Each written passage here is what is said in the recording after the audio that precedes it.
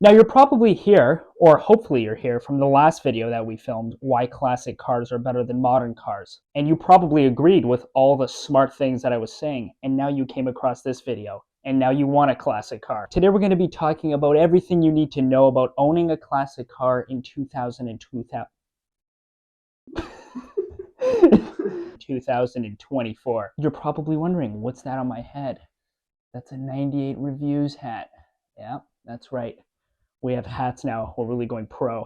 So are you ready to own a classic car? I am a young man who owns a classic car myself, so I can tell you my journey and I can tell you what to expect. Now, for those of you that already own a classic car or have owned a classic car, this video is also for you because you can add in comments or concerns or cheap shot arguments in the comments or whatever you like. Where do you live? Is the weather shit? We're from, Ontario, Canada. We can't do anything outside. It's too cold to sit in the garage. The heaters take hours to work. They salt the roads out to wazoo.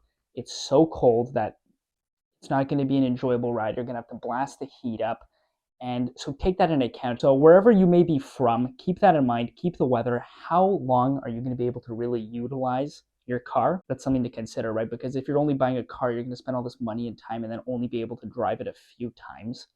Maybe it's not worth it. Over here in Canada, we honestly get like a few solid months. Like I'm thinking that I take the olds out after the salt gets washed away from the roads, take it out mid to end April, and we keep it all the way after Canadian Thanksgiving. So, into November, considering it doesn't snow. So you got to look at a few things, right? There's inventory, there's pricing, and there's parts, availability, storage, all these things that you have to take into account. Number one, when I mean inventory, I mean, are they selling the classic car that you're interested? Is there many of them available? So if you're telling me that, I just want a 69 Dodge Charger, well then, buddy, I think I've seen like one Charger for sale this entire year. It wasn't even good quality. So keep that in mind.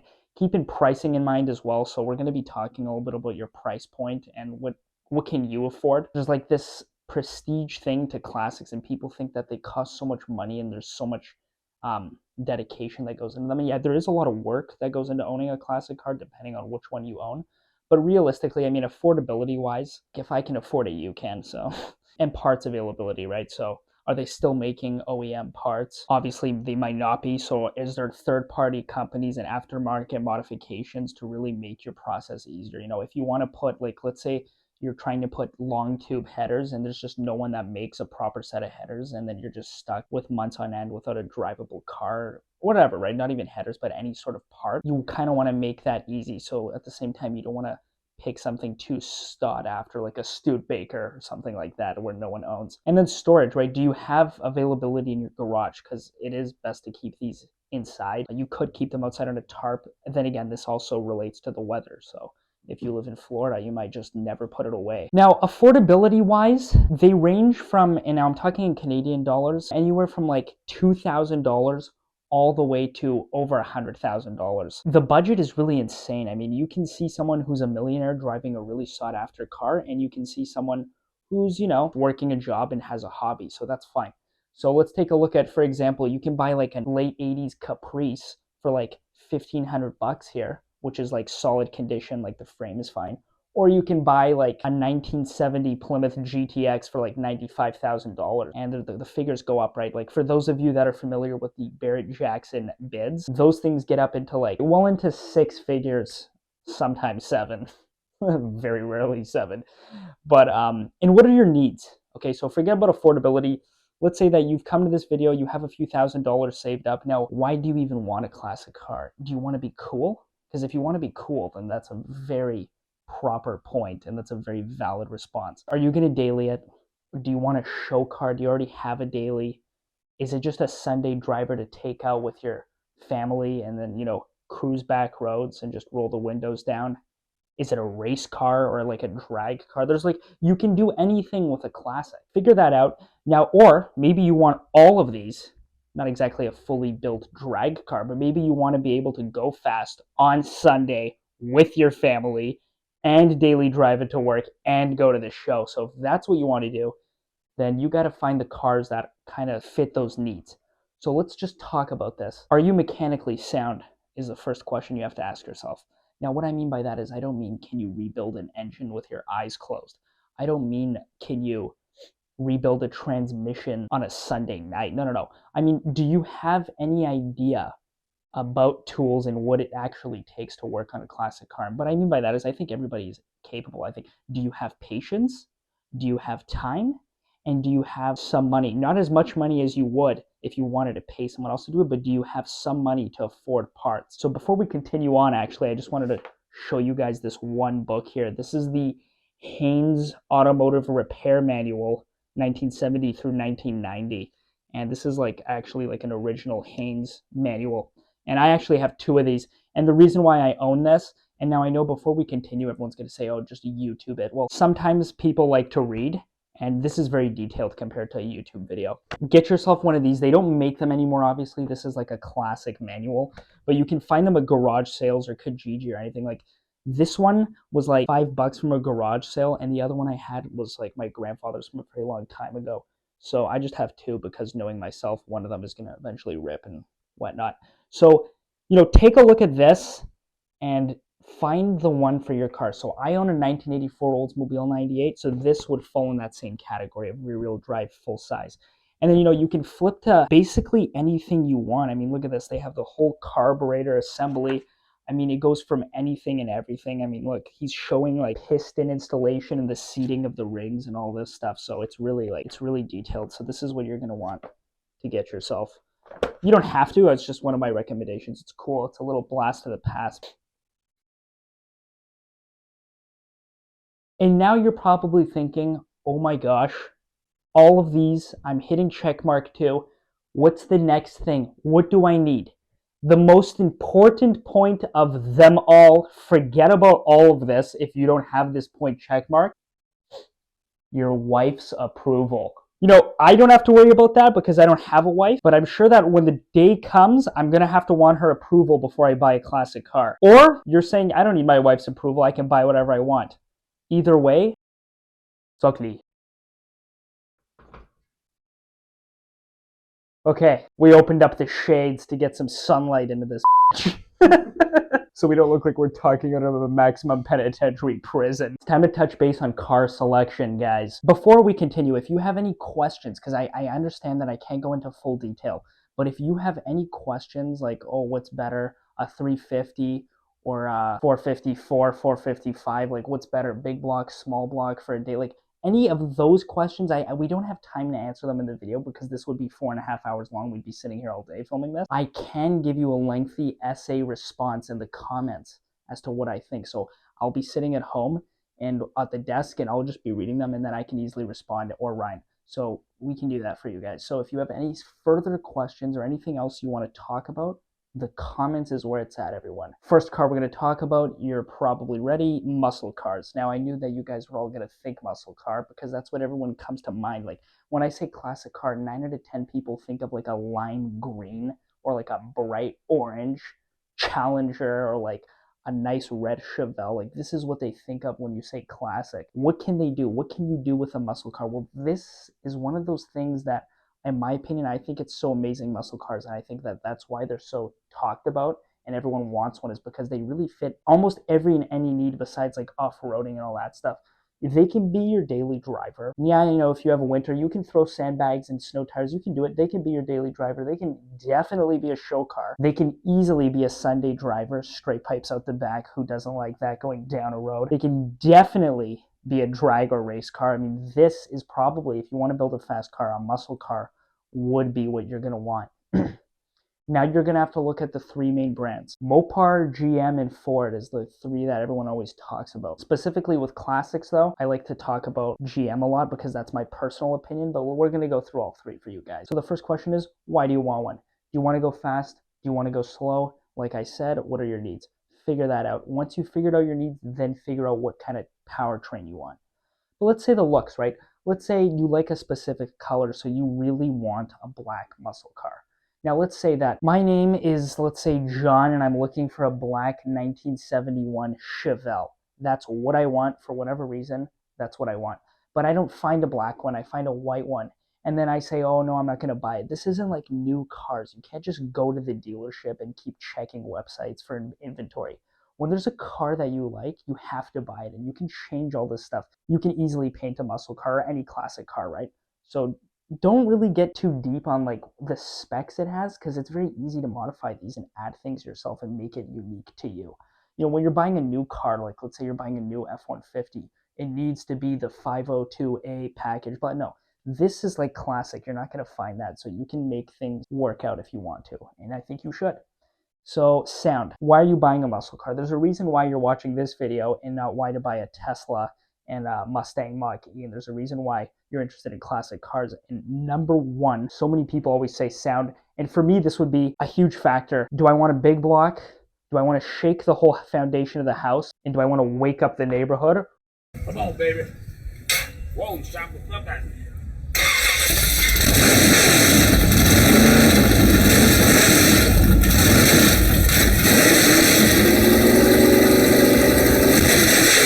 Or do I just want to start a nice inline six 2-barrel and just cruise on down and get 30 miles to the gallon and be nice and quiet? It all depends. Sound, there's sound coming from the front, there's sound coming from the back, there's sound coming from inside, there's things vibrating, the windows. Actually, it's funny enough because there's this one story of a drag car. It was a Dodge Dart, big block. He fires it up because I was just so interested in it. He fires it up, and while I'm sitting inside in the passenger seat, and as we're sitting inside, it had the roll-up windows, and the windows are coming down as the thing's idling. And I'm like, holy crap, that's how you know you have a fast car. But anyhow, and size, right? What is your size, right? Are you piling in the whole family, or is it just you? Are you trying to go fast? Are you trying to be loud and heavy? It depends what weight, this, that. So in my opinion, your options for a muscle car range from really anything from the 60s all the way to the 90s almost. Figure out what company you want. So let's say, as an example, I like GM, right? My name is Chris. I like GM. I'm a fan of Oldsmobile. My dream car is a 72 Olds Cutlass, which is a full-size muscle car. That's what I want. So that would be me, right? But let's say for you, you kind of have an interest in Mopar. And now Mopar has a whole lineup of cars, like a road, like you can get Plymouth, Dodge, like there's a whole lineup. So let's say you like the Roadrunner and you're not sure what to get. Well, if I'm getting a Roadrunner, what am I going to do with it? Now, let's say I'm racing it, then it's probably going to have to be big block. I'm probably going to want it to have the pistol grip transmission, something like that.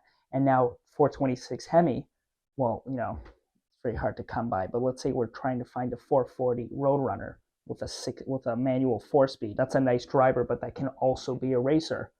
So there's a whole thing, you know, a Mustang. Do we want a Boss? Do we want a 302? Do we want a 429? There's so many options to choose from, so you have to choose what you want, big block or small block.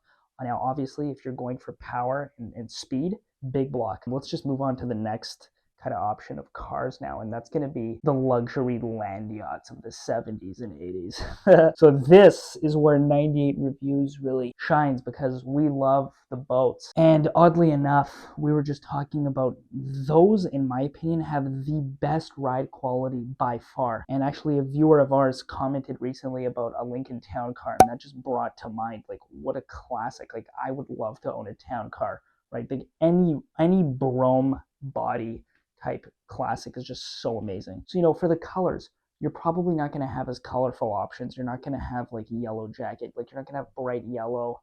You're not going to have go mango. You're not going to have lime green. Probably going to have more subtle luxury colors like black, white, you know, silver, brown, stuff like that. Dark green, which is also really nice. So now let's say we're looking at Mopar. And automatically you look at the Chrysler, you look at the New Yorker, and you look at the Newport, and you look at the 70s, the 72s, and the 74s, and you get them with a 440, long 20-foot cars, comfort, style, amazing. Those are great cars, right? Then you look at GM, then you see GM's options, you see Cadillac, obviously everybody knows Cadillac, and you're like, okay, wow, Cadillacs are really nice, but do you want to spend all that extra money just to own Cadillac for the name?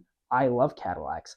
If I had the money, I would totally buy one. But, you know, me personally, I'm a fan of Oldsmobile. So in my opinion, Oldsmobile does everything Cadillac does, if not better. And it's so much more affordable because people don't really know Oldsmobile like they used to, at least back in the day, from what I'm told. So if you want to pay for the name, then that's fine too. It's whatever is meaningful to you, right? But Olds, so let's say you look at the 98 or even the Delta 88 or any of those, the Tornado, those are great cars. You'll just float over things. Or you look at Now we go back to Cadillac, a DeVille, Fleetwood, any of those are also going to float similar. It's all similar frames and bodies. And then you look at the Buick, the Riviera, Brougham, the Park Avenue, and all those other great cars that are going to float just as well as the Cadillac and the Olds and the Chrysler. And now what people don't often talk about is Ford, besides the Lincolns, obviously, but we even have the Ford LTD Brougham, which is one of my favorite cars. Like, I would literally buy an LTD. Ryan, if you gave me like 20 grand today, I'd go out and buy an LTD Brougham because I've actually been looking at them and they're starting to grow on me. So that's pretty cool. And then you look at Mercury or Lincoln.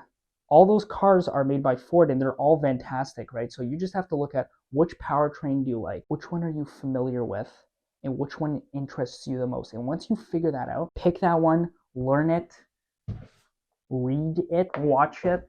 There's like some other great YouTubers out there that feature these cars and really just know the ins and outs. So for me, I've chose Oldsmobile and that's that. But then again, I'm open. I would own all three of these car companies, all three of the American car companies' cars, each one of them. I'd own a New Yorker, I'd own a Newport, I'd own a Lincoln.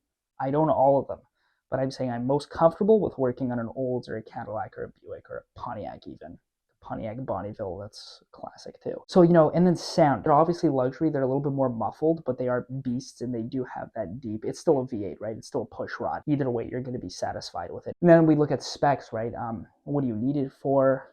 Like we were just talking, are you a smoker? Because there's ashtrays all over the place. There's not going to be any cup holders in these. And then the size. So let's just talk about the size because the size can start from one end all the way to another. Unlimited trunk space, unlimited room underneath the hood to work on things, just room after room, unlimited interior room to pile your buddies in. They haul ass. Realistically, they haul ass. You can tow. We were just thinking though with the Chrysler, the 440s, those things towed like thousands of pounds.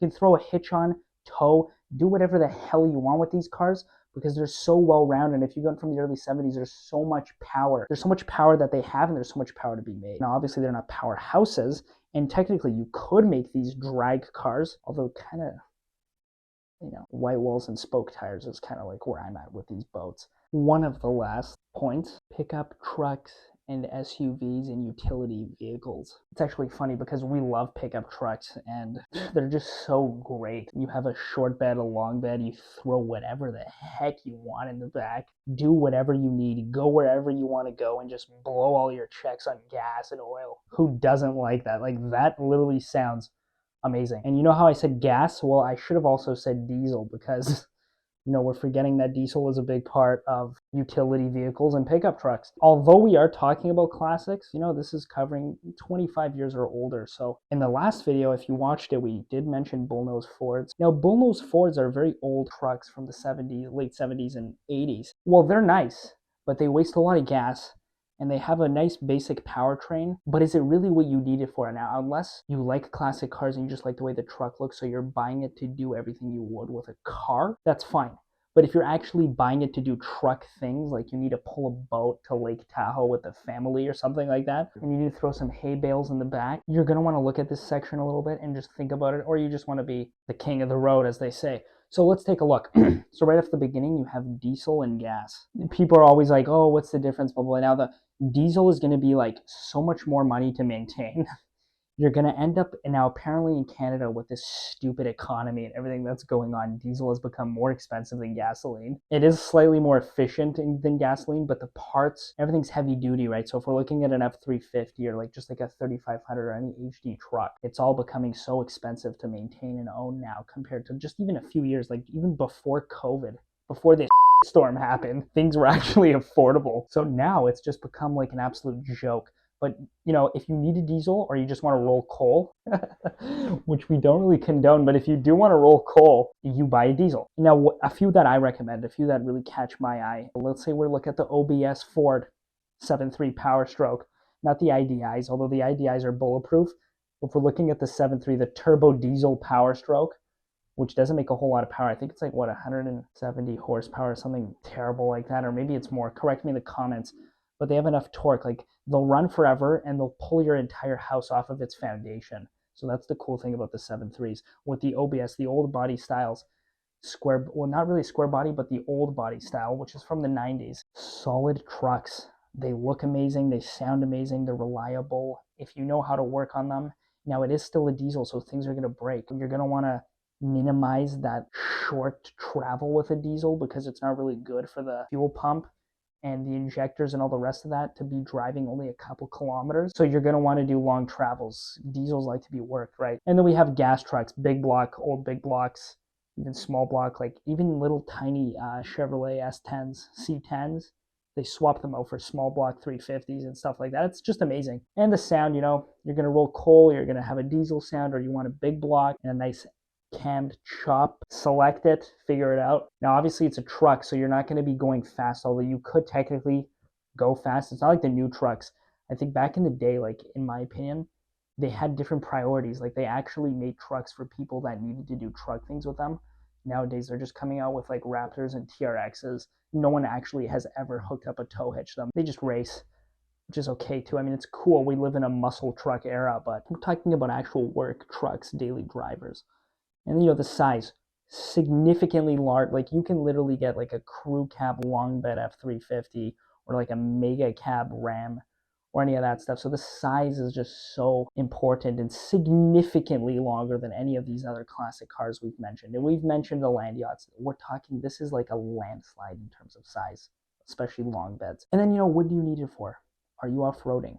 Are you doing this? Are you doing that? So for example, for me, I have an Olds 98 that I drive during the summertime, which is fun. You know, we go with the buddies and that's it. We pile it up and have some fun. But can I actually do things? Can I load up the fishing boat with my buddies on the Olds 98? Technically we could, but do I really want to go down that steep ramp and get into this whole thing? And then in the winter time, it's gone, right? So when we just had like 20 centimeters of snow here and it's freezing cold. And all the rear-wheel drive cars are all over the place because half of the people that drive them don't even know how to drive rear-wheel drive cars, and the other half are just simply spinning out because it's just too much snow. So it's got to be 4x4, in my opinion. If you're living in these cold, wintry climates, you're going to want locking diffs because in like I guess back in the day, like the OBSs and even older, like the square bodies and all of them, they didn't have traction control or ABS, so locking diff is like so important. Nowadays, you know, you have like limited slips with traction control, you don't even notice, but you're gonna need a rear locker and you're gonna need 4x4, and you know, and then you can really get into it. You can lift it, you can put it on 37s, beefy all-terrains, and you can just get going. The other main thing to look out for is rust. Your rocker panels, your frame especially. I mean, everyone likes to talk about cosmetics, but the frame is so important. You don't want to be jacking it up and the thing's bending all over the place, crumbling like Lay's potato chips. So that is essentially what it is. And then, you know, what are you using it for? Again, if it's just a show truck, do whatever you want with it, drive it wherever you want. If you're going off-roading, yeah, get it 4x4, lift it, lock the diff. Now, we also mentioned utility vehicles. So maybe you want an old transport van from the 70s and 80s, and you want to like turn that into like a sleeper, or you want to turn it into like a Scooby-Doo look-alike van, just whatever. Utility vans are also something to look out for because they all have the same similar powertrains. The GMCs, the Fords, all of them are really nice and they're cool looking and they're square. And you're looking at an SUV, so you're looking at a Bronco, a Blazer, a GMC Jimmy, all these, which are kind of like on similar full-size truck platforms, similar frames, essentially. So you're looking at all that. Now, keep in mind, the gas is not good. The maintenance is high, and that's that. My opinion, if you're not really towing many things and you need it as a daily, get a gas truck. Like, I was actually looking at the OBS Chevys, like the CK1500s, which is really starting to catch my eye now, but also the OBS Fords. And unpopular opinion, and I know that this is kind of new, but the 10th generation F-150. Be sure to leave in the comments because we don't talk a lot about trucks, but in this video we did a little bit. So let me know, what do you think about trucks? I mean, we did do one video about a new recent F-150 that we always drive. Let me know what you think. I like the 10th gen F-150s. I also like the OBS Chevys. I love the square body Chevys, and I love any truck is honestly amazing. Made in America. And don't go telling me about Toyotas right now because I know the first thing you're going to say is reliability, and then everyone's going to bring up all the Hondas and blah, blah, blah. No. We're talking about classic American cars and trucks, okay? If we wanted to talk about Toyota, we would, but we don't. We simply don't. I mean, we simply do not want to talk about the Japanese market in this channel because, in my opinion, American cars are very capable, and if you're the right person and you are compatible with them, they will treat you very good. Now, don't get me wrong, Japanese vehicles are super reliable, they're rock solid, and the motors will run all the way until the last day of Earth. Don't overlook American cars, especially classics. Never overlook them and never ever underestimate them. So there's that. Now let's kind of move on to a bonus topic that we saw on the cover of this. That is a station wagon that you see. The Oldsmobile Custom Cruiser station wagon and the rest of them, the Caprice wagons and all the rest that we were just talking about here. Wow, I mean, you can literally throw in the entire street you live on. You can pick up all your neighbors, get in this thing, and then go camping for a few days. These are so cool.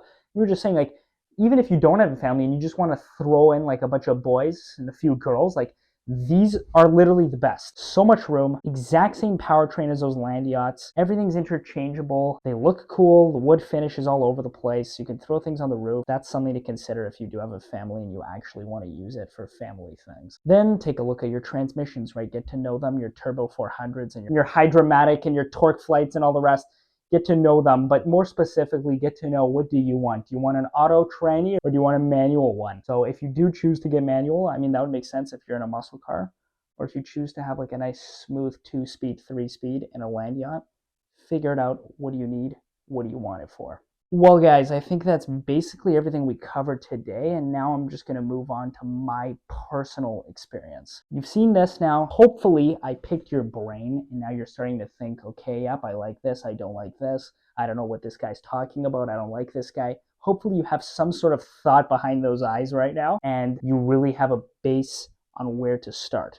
That's good. Now, I'll tell you where I started. I have the 84 Olds 98, as most of you guys know, and I don't daily drive it. It's a Sunday driver show car. It's not mint. It's an original Survivor, not restored, never touched, original motor, original trans, original interior, blah, blah, blah, blah, blah. You know the whole deal. You can find the video. We've posted it somewhere in our videos. And it was my grandfather's, and he daily drove it. Then I took it, and I'm like, you know what? This is so sentimental. I'm not going to even risk daily driving this. Not even because of the deterioration aspect, but because the drivers are so horrendous in Toronto that we just can't afford getting in an accident. So me personally, I've been driving this car now for a few years, and I can tell you, around 2019, or 2020, it was sitting for about a year and a half to 2 years. Now, most of you watching this already probably know, the gas goes bad. You don't want to let oil sit. Everything goes bad. Everything starts to wear out. Seals start to dry up. It's just not good for a car to sit. There was actually a mouse nest in the trunk, and they had eaten some of the speaker fibers. The rear speakers don't actually work because they were chewed out by little mice. And they made like a nest, which was funny. We had the wheel wells in the trunk. There were like huge holes in the wheel wells. So when you would drive, dirt and crap would just fly up inside, and those rotted out where I could literally just put my entire fist through it. So we had to deal with that. We had to do some body work. Nothing too crazy though. The frame has been solid, which I'm very lucky because it was parked outside.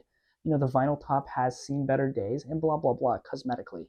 Mechanically speaking, the thing fired up after like literally 10 seconds of cranking after sitting for a couple of years. It was smoking a crap ton, but I'm pretty sure that was from the stagnant gas because, we flushed out that tank, we ran out whatever was left in the bowls of the cart, and we put in new gasoline. We did a nice rebuild on that old Rochester Quadrajet. And then it was nice. Then we drove it, and we got new tires for it. We did new front ends because the front shocks, the suspension was just snapped. It was run, it was rusted, it was brittle, it was terrible. The alignment, the thing was all over the place. I mean, I looked like I was a drunk driver driving that thing down the highway. You literally were just dancing with the steering wheel, trying to keep it going straight. So it was slightly neglected toward those last few years, and then we got all those things done. Honestly speaking, it was like around $1,000 to get that all done.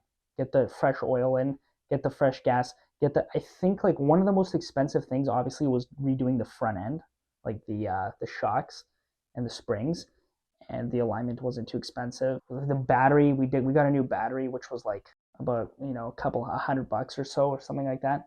So realistically, the parts are the parts, and if you know how to do the mechanical labor yourself, then you really take stresses and financial burdens off your back. I'll say that right now, because if we weren't able to do half of this stuff by ourselves, this would have costed so much more money and just so much more, an absurd amount of time. So very thankful that I got this done with myself and the help of like family members. So that was solid. and we got it on the road, and then we were driving, and then I noticed around the valve cover it was leaking oil. This was about after an entire year of driving. And then I noticed that underneath the hood, the valve covers started leaking some oil. So, I said, we probably have to change them. So we popped the valve covers, the gasket just starts falling apart, like just brittle, right?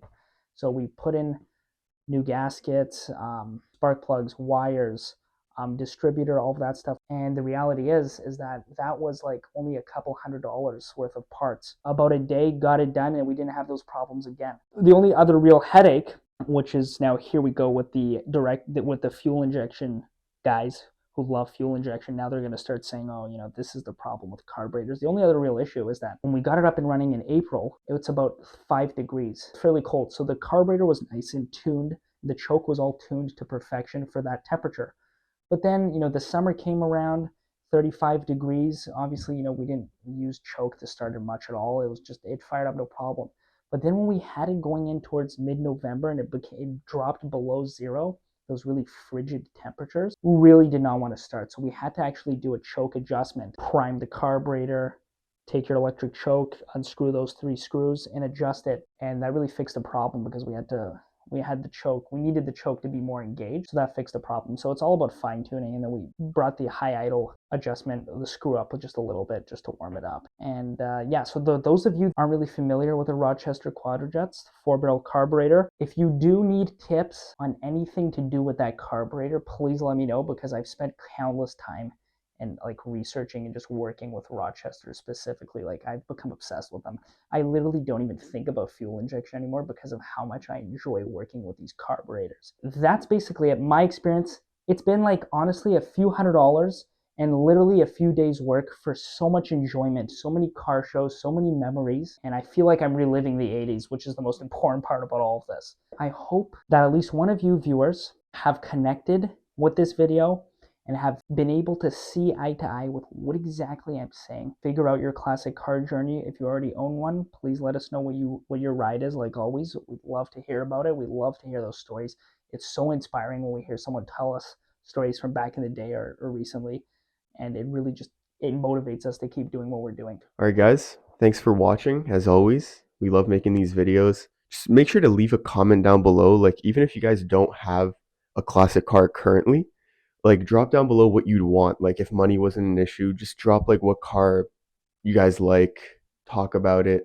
Anyways, guys, honestly, yeah, again, we really love making these videos. We're always going to make them, leave a like if you guys want, if you like the video, share them with your friends, not much else to say, honestly. And stay tuned because we have a lot of other ideas to talk about. Me and Chris are thinking of going to a junkyard, a local junkyard here pretty soon.